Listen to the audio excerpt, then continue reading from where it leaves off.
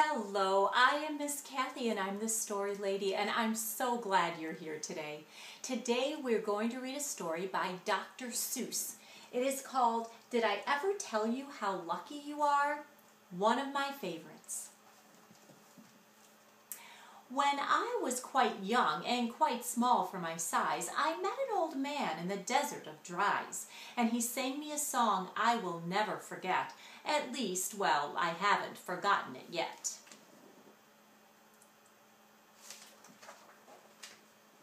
He sat in a terribly prickly place, but he sang with a sunny, sweet smile on his face. When you think things are bad, when you feel sour and blue, when you start to get mad, you should do what I do.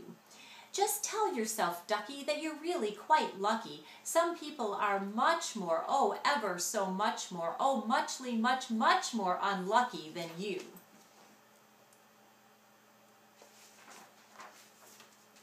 Be glad you don't work on the Bungle Bung Bridge that they're building across Boober Bay at Bum Ridge. It's a troublesome world. All the people who are in it are troubled with troubles almost every minute.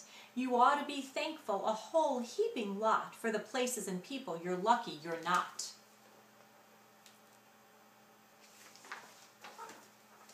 Just suppose, for example, you lived in Gazette and got caught in that traffic on Zate Highway 8. Look at that traffic. Or suppose, just for an instant, you lived in Gazare with your bedroom up here and your bathroom up there.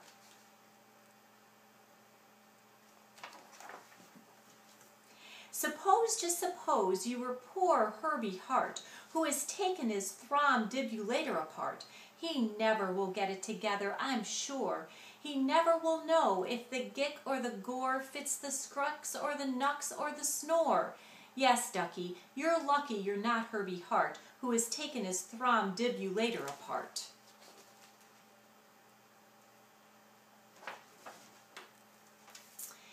Think they work you too hard? Think of poor Allie Sard.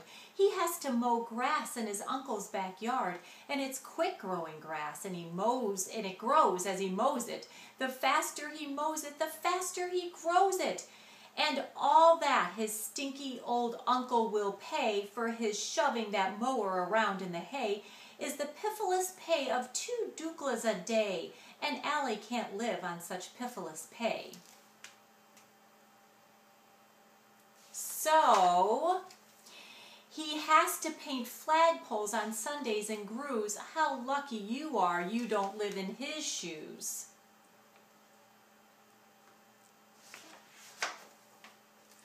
And poor Mr. Bix, every morning at 6, poor Mr. Bix has his Borfin to fix. It doesn't seem fair, it just doesn't seem right, but his Borfin just seems to go schlump every night. It schlumps in a heap, sadly needing repair. Bix figures it's due to the local night air. It takes him all day to unschlump it, and then the night air comes back and it schlumps once again. So don't you feel blue, don't get down in the dumps. You're lucky you don't have a Borfin that schlumps. There's the Borfin.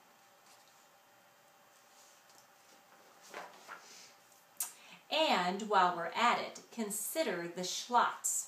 The crumple-horned, web-footed, green-bearded slots, whose tail is entailed with an unsolvable knots. If he isn't muchly more worse off than you, I'll eat my umbrella. That's just what I'll do. See his tail in knots?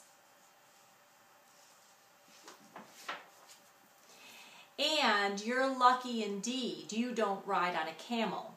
To ride on a camel, you sit on a whammel. A whammel, you know, is a sort of a saddle held on by a button that's known as a faddle. And boy, if your old whammel faddle gets loose, I'm telling you, ducky, you're gone like a goose.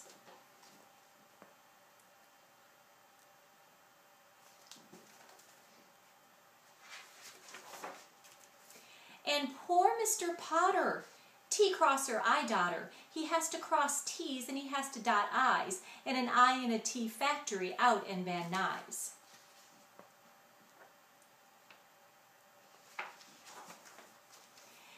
Oh, the jobs people work at out west near Hotch Hotch. There's a Hotch Hotcher bee watcher. His job is to watch. Is to keep both his eyes on the lazy town bee. A bee that is watched will work harder, you see. Well, he watched and he watched, but in spite of his watch, that bee didn't work any harder, not much. So then, somebody said, our old bee watching man just isn't bee watching as hard as he can. He ought to be watched by another Hotch Hotcher. The thing that we need is a bee watcher watcher. Well, the bee watcher watcher watched the bee watcher. He didn't watch well, so another Hotch Hotcher had to come in as a watch watcher watcher. And today, all the watchers who live in Hotch Hotch are watching on Watch Watcher Watchering Watch. Watch watchering the watcher who's watching that bee. Ooh, you're not a Hotch Watcher. You're lucky, you see. Everybody's watching. And how fortunate you're not, Professor DeBreeze, who has spent the past 32 years, if you please, trying to teach Irish ducks how to read Givanese.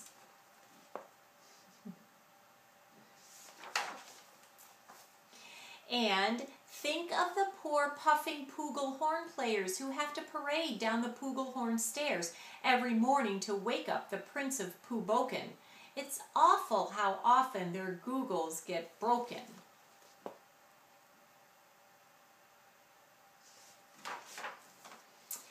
And oh, just suppose you were poor Harry Hatto. Try as he will, he can't make any shadow. He thinks that perhaps something's wrong with his giz, and I think that, by golly, there probably is. See, he can't make a shadow.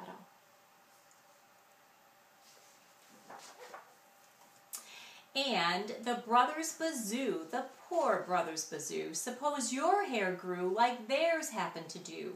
You think you're unlucky? I'm telling you, ducky, some people are muchly, oh, ever so muchly more unlucky than you.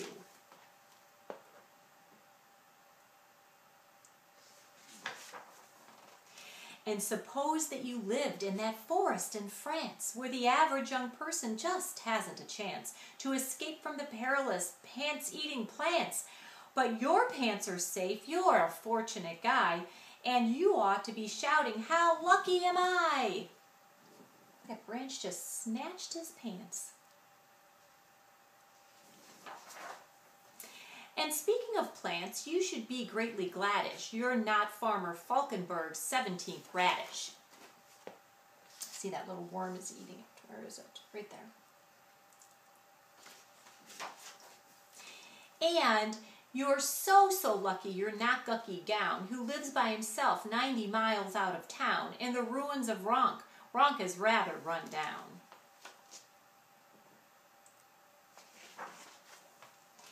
And you're so lucky you're not a left sock, left behind by mistake in the caverns of Croc.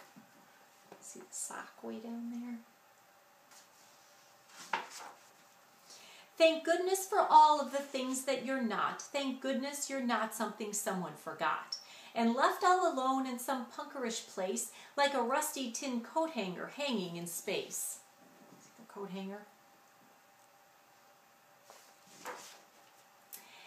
That's why I say, ducky, don't grumble, don't stew. Some critters are much, oh, ever so much, so muchly much more unlucky than you. Books are the best. And I want you to remember that you are smart, you are strong, you are brave, and you are kind. See you next time.